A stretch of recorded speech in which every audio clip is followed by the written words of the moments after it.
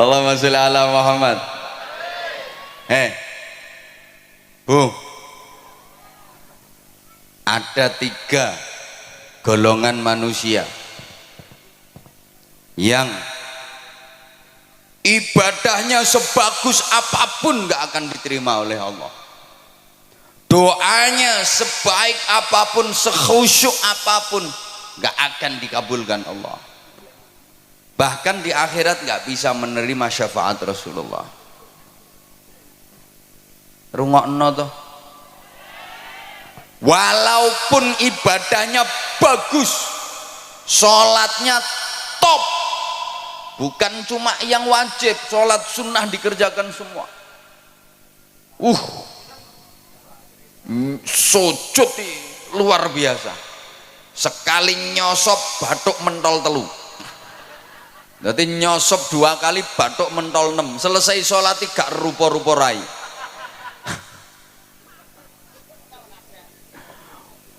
Poso bendino, sodakoh nyah-nyoh, zakat orang mufakat, wiridan sak dalan-dalan maca Quran yo turut ratan, berangkat haji tiap tahun, dia pergi umroh seminggu 5 kali, iso ngomahe Mekah kok,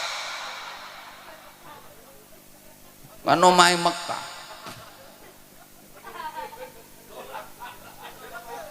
Wis tak pikir aku ngomong. Ora iso kowe apa mbantah, ora iso. Gak mungkin seminggu umroh berangkat ping 5. Omahe Mekah.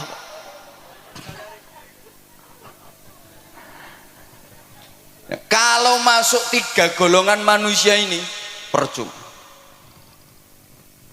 gak akan diterima Allah. 1, aqul walidain, anak yang durhaka kepada kedua orang tua.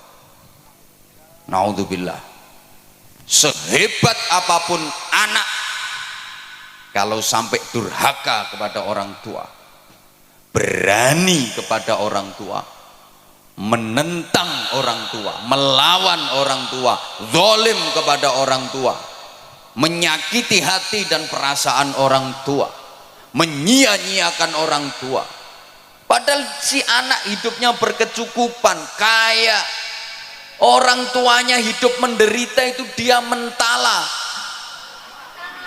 Alah wis kadung.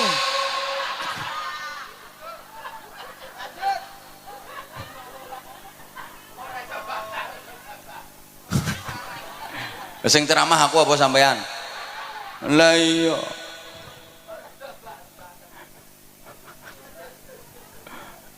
Walaupun ini anak alim,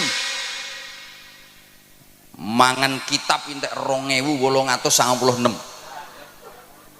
ilmune sundul terop, saking pintere sampai iso ngraji entut. Ngraji angin ini sik gampang, ngraji entut begitu tit kok.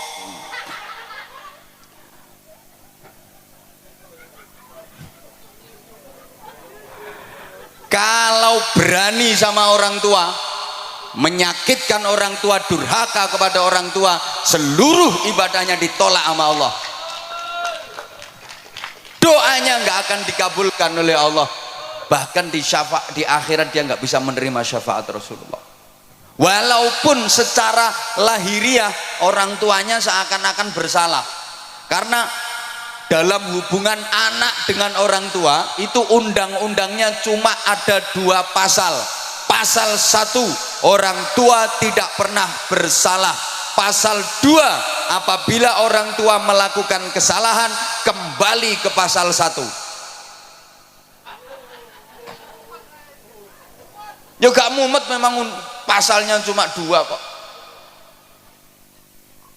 Jadi hubungan anak kepada orang tua itu pasalnya cuma 2 undang-undangnya. Pasal 1, orang tua tidak pernah bersalah. Pasal 2, apabila orang tua melakukan kesalahan, kembali ke pasal 1. Sehingga kalau sampai terjadi anak ribut sama orang tua, anak gegeran sama orang tua, demi Allah di apa-apa no sing salah anaknya. Ana sing mikir ketara gak rukun kae.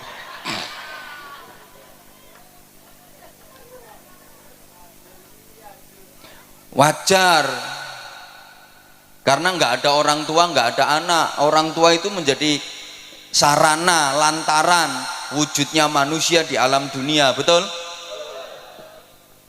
Boleh kene ono sing tanpa wong tua, jadi orang bejudus teko lemah, apa meletek teko watu. Maka saya di mana-mana katakan selamanya anak nggak mungkin bisa membalas budi kepada orang tua, nggak mungkin anak bisa membalas jasa orang tua, nggak mungkin bisa. Orang tua pernah gembol anak, anak nggak pernah gembol orang tua. Wong tua tahu ngeden ngetokno anak, anak gak tahu ngeden ngetokno wong tuane. Ngedene yang ngetokno gedang goreng. Loh, orang tua merawat anak itu lama dan ikhlas, nggak ada yang berharap imbalan. Nah, aku ngerumat kowe sampai selawe tahun, saiki kon wis dadi tentara. Ayo hitungan sedina aku njaluk upah 50.000. Nggak ada. Lah anak kalau merawat orang tua itu ya cuma sebentar, itu pun pamrih, sulit ikhlas. Kadang orang tuanya sakit itu, anak limo iso geger sak dulur. Sing ngramut ya sampean, oh sampean bagiannya paling akeh kok. Biasanya ngono kuwi lambe-lambe kudungan.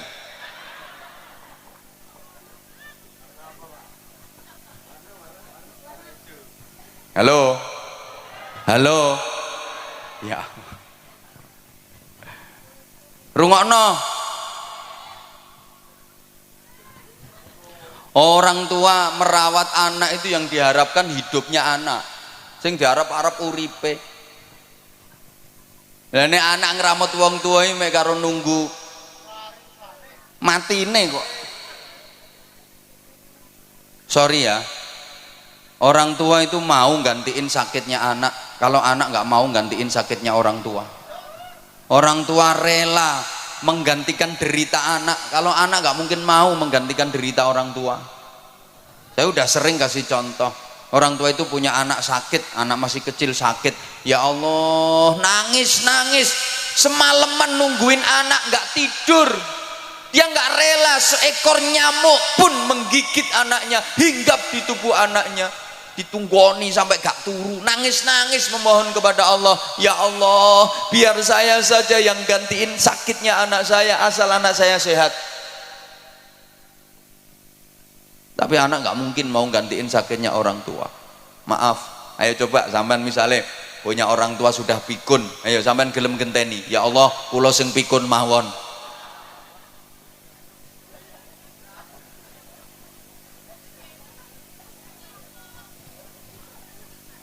Orang tua tuh punya anak pilek, hidung tersumbat, sing nyumpeli yo umbel, ndak iso ambekan, dia pak no, disedot, dicucup, masya Allah, umbel ya dicucup. Ayo bu, misalnya bapak sampean umbelnya meler, mriki pak kulo dilatane pak.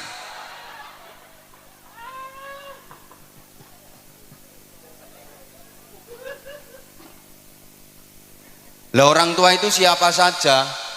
Satu, abul jasad, orang tua kandung, ayah dan ibu kandung. Dua, abur ruh, yang merawat ruh, merawat jiwa, gurunya, kiainya, bunyainya, ustadz ustadzahnya. Hukumnya sama orang tua.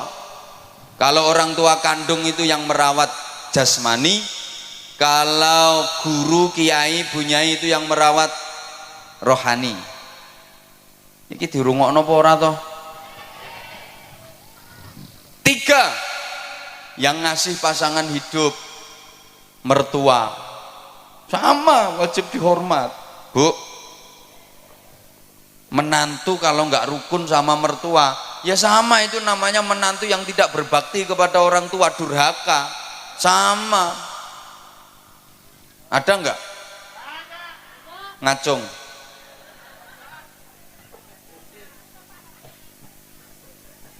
Sing akeh mantu gak rukun karo mara tuwa iki mantu wedok. Kenapa? Mohon maaf, penting ini. Perempuan itu cenderung serakah.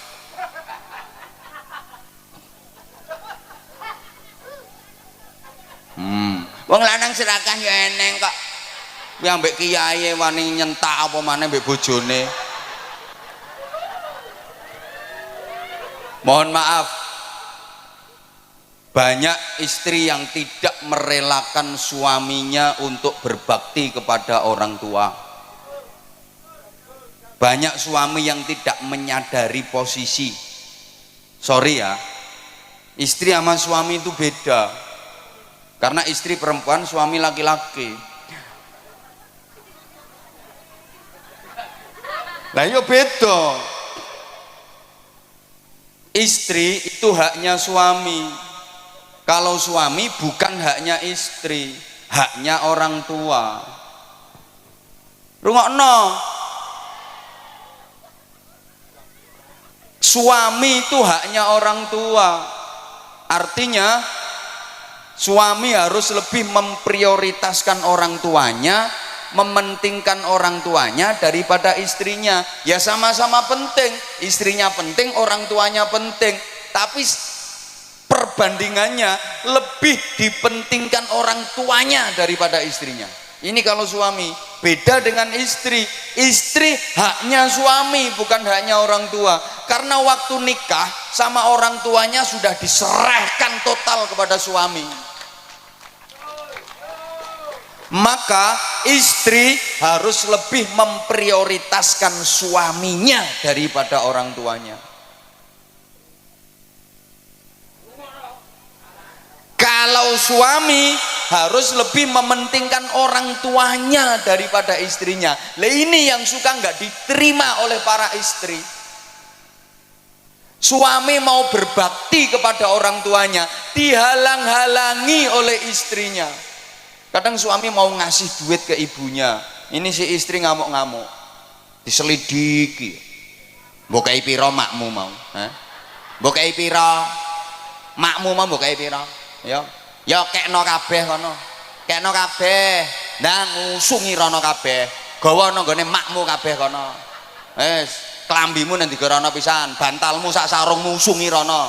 Engko bengi nang kelon karo makmu kono.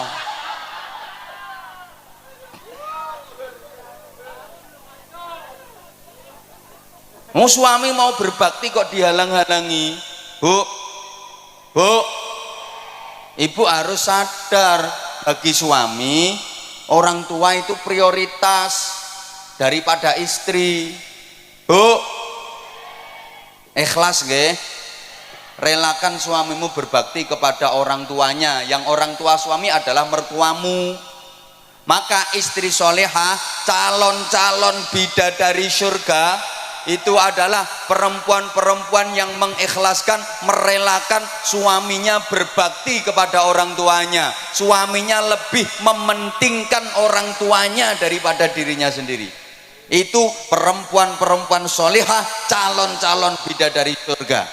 Nggih Bu nggih? Nggih Bu nggih? Jadi misalnya, Bu, suami ibu punya duit 10 juta. Nah, ibu sebagai istri dikasih 3 juta, yang 7 juta dikasihkan ibunya suami. Ikhlas nggih?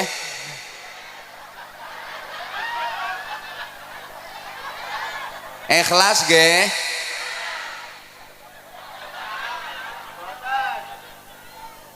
Ikhlas mboten? Mulane angel mlebu swargamu ya ngono.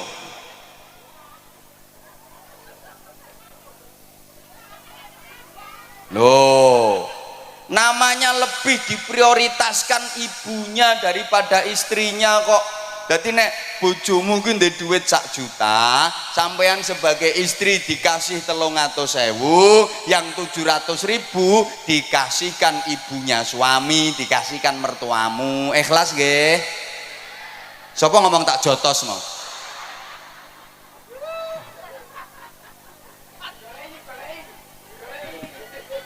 jotos deh. Kuwi istri apa petinju kok tak jotos deh. Kalau ibu ikhlas, nah itu gampang masuk surga. Itu istri solehah dan calon-calon ratu bidadari surga. Halo, rungokno. Jadi sampeyan niku Bu, kalau dikasih uang belanja sama suami, sebelum nerima duit itu sampean ngomong, Mas, aku sampean kei duit ngene iki, buke sampean kei to ora? Lek buke sampean kei ya aku gelem nrimo duit iki. Lek nek buke gak sampean kei, aku mau nampani, Mas. Buke kei sik kudu luwih akeh. Lek buke wis sampean kei, lagi tak trimo. Ngoten nggih? Pret. Pret.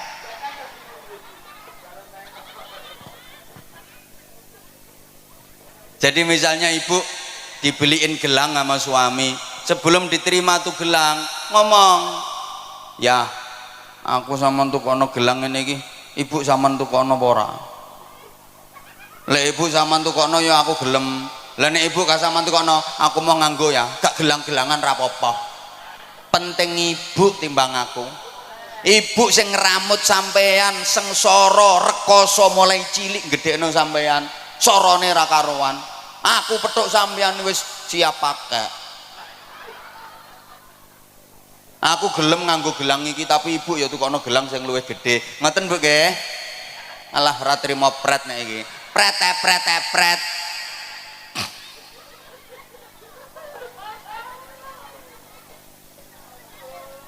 Ibu, jadi misalnya ibu mau diajak berangkat umroh sama suami, ibu harus ngomong, ya aku kata dijak umroh, ibu zaman jak taga, lek ambek ibu aku ya gelem melu ya, lah nek ibu gak zaman jak aku yang mau, podo-podone duwe zaman pas-pasan, berangkat ambek ibu ae, aku kari-kari gak apa-apa, penting ibu timbang aku.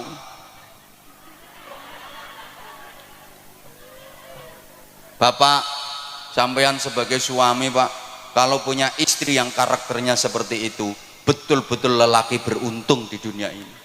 Beja-bejane wong lanang. Subhanallah. Itu istri solihah yang memuliakan suami dunia akhirat. Betul Pak. Kalau Bapak punya istri dengan tipikal seperti itu, aku pesen Pak, ramuten sing apik, jangan sia-siakan. Betul Pak. Perempuan seperti itu Pak, sebelum mati jangan dikubur dulu.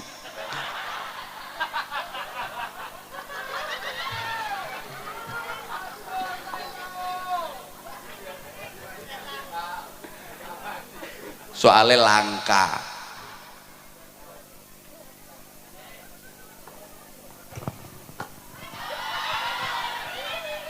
Lo udah 1,5 jam loh ini. Yang kedua, yang kedua, mahal yo gak melo urun kok. Yang ibadahnya pasti ditolak, doanya nggak mungkin diijabah, dan di akhirat nggak bisa menerima syafaat Rasulullah adalah para istri menengok. Lu memang iya kok. Istri-istri yang suka melukai perasaan suami, menyakiti hati suami padahal suaminya benar, dan suka membebani suami di luar batas kemampuannya. Tak baleni. Pengumuman. Ibadah sebaik apapun gak akan diterima Allah, doa sekhusyuk apapun gak akan diijabah Allah, dan di akhirat gak bisa menerima syafaat Rasulullah. Siapa? Istri-istri yang suka melukai perasaan suami, menyakiti hati suami padahal suaminya bener. Aku gak bakal suami sih gak bener. Alah rungokke sik.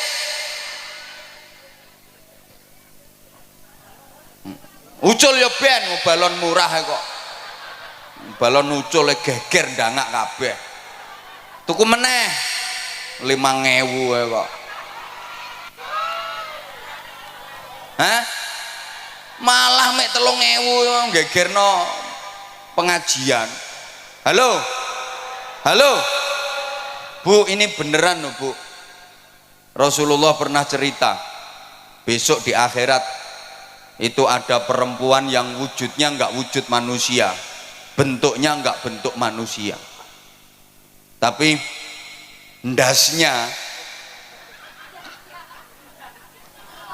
halah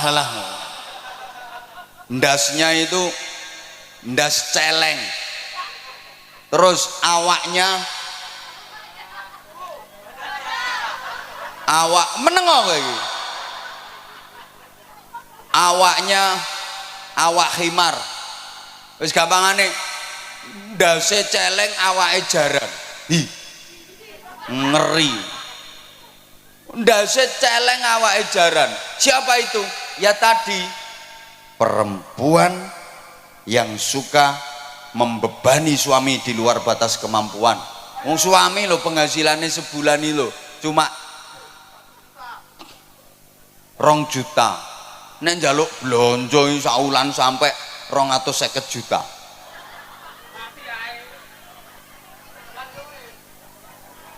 Misalnya perempuan yang suka melukai perasaan suami dan menyakiti hati suami, maka seperti itu akibatnya, ibadahmu gak akan diterima Allah.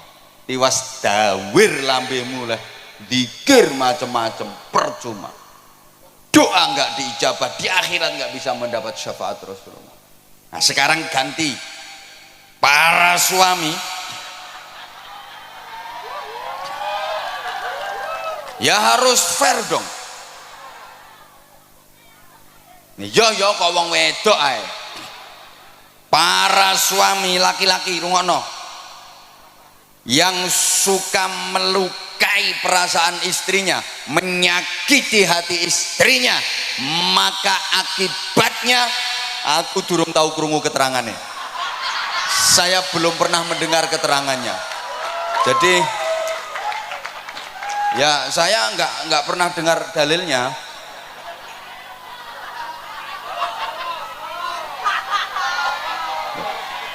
Lah nanti kalau saya sampaikan yo malah keliru kabeh, saya nggak pernah denger kok.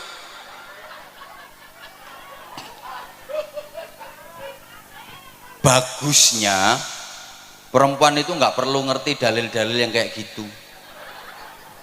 Marake ngelama, ngelunjak, ingkrah ndase wong lanang. Lho wong istri itu lo nggak ngerti dalil lho, suami iso kalah. Apalagi ngerti dalil, malah nyenyek wong lanang. Memang istri-istri nggak usah ngerti dalil-dalil kayak gitu, bahaya. Wong nggak ngerti dalil sing lanang kalah kok, pemane ngerti dalil. Mulane bro, sing urung rabi ya. Besok nek rabi golek wong itu sing goblok-goblok kae, gampang dihapusi. Nek pinter-pintere gak iso ngendhalekno nyonyor kae.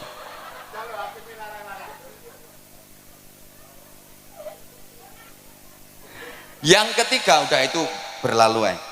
Yang ketiga, orang yang mutus silaturahim, itu yang ibadahnya nggak akan diterima oleh Allah, doanya nggak diijabah sama Allah, di akhirat nggak bisa mendapatkan syafaat Rasulullah. Maka itu perlu kita hindari 3 hal tadi. Allahumma sholli ala Muhammad.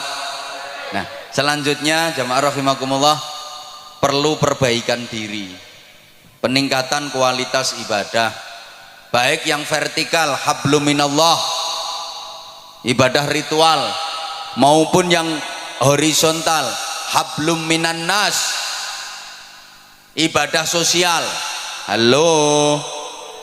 Halo, dilanjut mboten?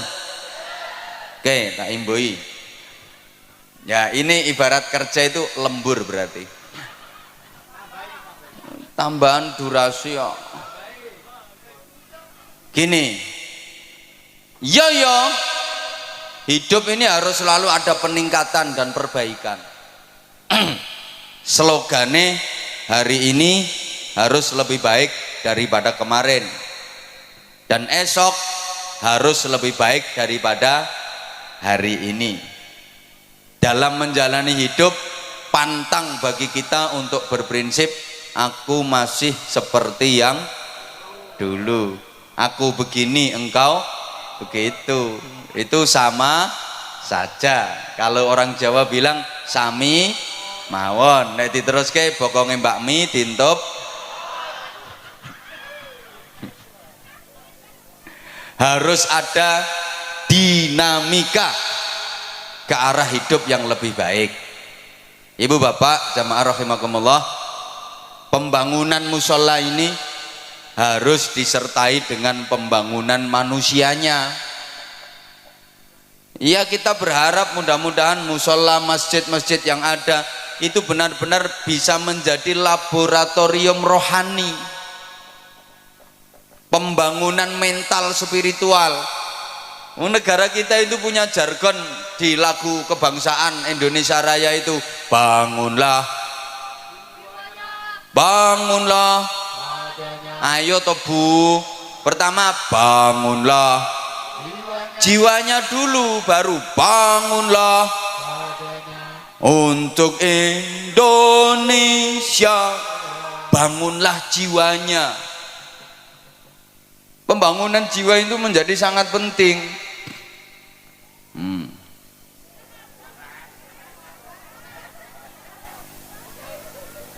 Oke. Mohon gelas ini untuk dikeletak.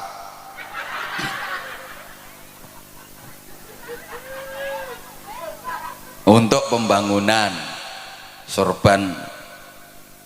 Nggih. Iya. Nah itu juga termasuk bagian dari perbaikan. Nggih Bu nggih. Bu, saya yakin semuanya bawa duit. Kalau nggak bawa duit nggak apa-apa kok, kalung dilepas, gelang dipelorot nggak apa-apa, nanti biar dijual sama panitia. Ini pasti semuanya bawa duit. Saya nggak percaya kalau nggak bawa duit. Ono yang 100.000, ada yang 50.000, 20.000, 10.000, 5.000, 2.000, 1.000. Nanti kira-kira yang disedekahkan berapa?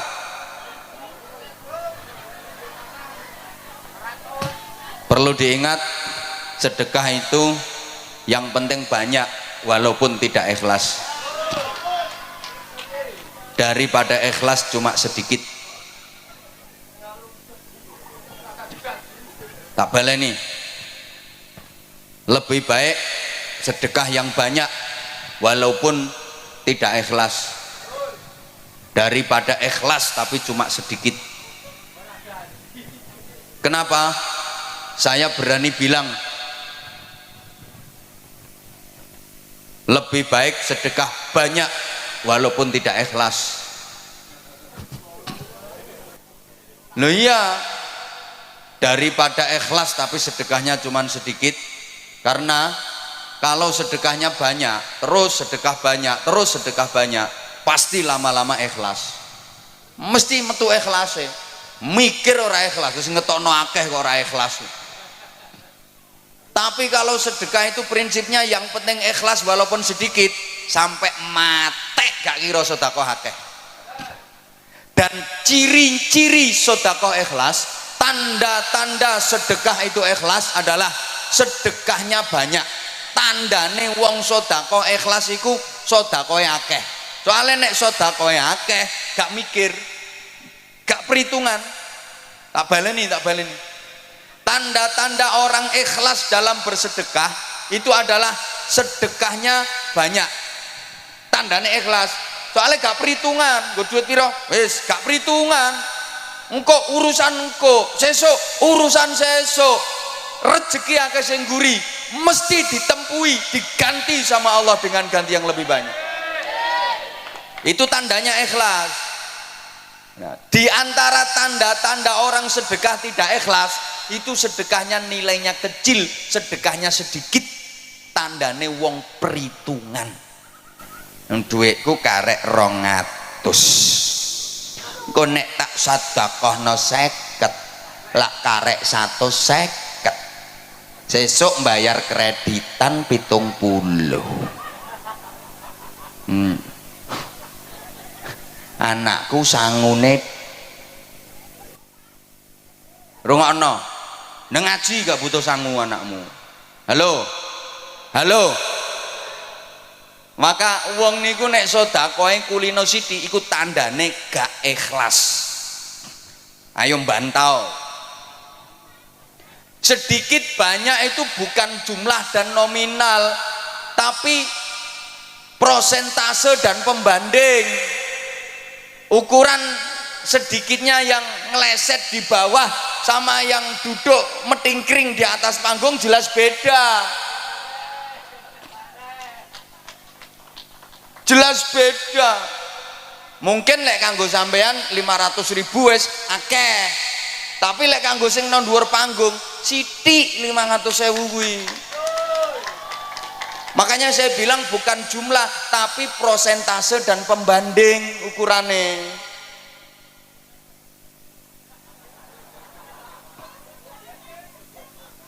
Lah iya, makanya kalau saya katakan di antara tanda ikhlas dalam bersedekah itu sedekah nominalnya banyak, nilainya banyak. Kuwi tandane ikhlas karena dia nggak perhitungan. Tandane wong sedekah gak ikhlas itu sedekahnya sedikit karena dia perhitungan. Halo. Orang yang beramal di dunia tanpa perhitungan, besok di akhirat Allah yo gak perhitungan, langsung dimasukkan surga sama Allah. Itu namanya masuk surga tanpa hisab. Tanpa hisab itu tanpa perhitungan. Siapa yang dimasukkan surga tanpa hisab, tanpa perhitungan? Ya orang-orang yang waktu di dunia amalnya tanpa perhitungan. Malaikat yang meriksa itu langsung didhawuhi sama Allah, kasih instruksi, malaikat itu orang waktu di dunia amal tanpa perhitungan, udah sekarang langsung masukkan surga tanpa diperhitungkan amalnya. Coba tuh orang Bojonegoro kok langsung ke surga.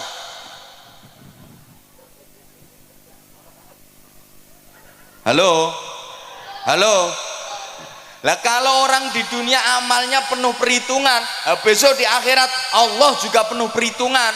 Dihitung dulu, amal bagusnya ada berapa, amal jeleknya ada berapa, lebih banyak mana tangannya untuk muter tasbih sama untuk kopek jarene, lebih banyak mana itu, diperhitungkan semuanya. Lama perhitungan itu, paham gak? Ada yang masuk surga bi ghairi hisab, tanpa hisab, itu artinya tanpa diperhitungkan amalnya. Orang-orang yang waktu di dunia melakukan amal tanpa perhitungan, besok di akhirat Allah memasukkan surga tanpa perhitungan. Tapi kalau amal di dunia diperhitung sok no akhirat awas diperhitung.